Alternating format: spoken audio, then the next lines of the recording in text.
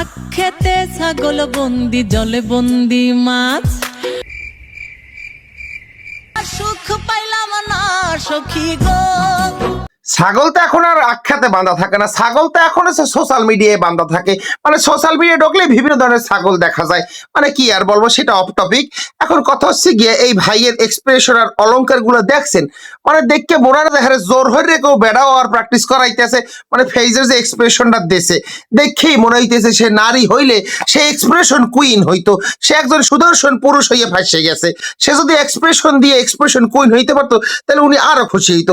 এখন সুদর্শন পুরুষ হইয়া বেড়া বেড়া অ্যাক্টিং করা লাগতে আছে। মানে তার যে মেকআপ, তার যে লুক, সে যে পুরো নারীদের মতো করে হইতে চাইতেছে সেটা কিন্তু আমি বুঝতে পারতেছি, আপনারাও বুঝতে পারতেছেন। কিন্তু ও কি করবে, ওর কাছে দুইটা ডিম আর একটা কলা এসে গেছে, এই জন্য ও ফাঁসে গেছে।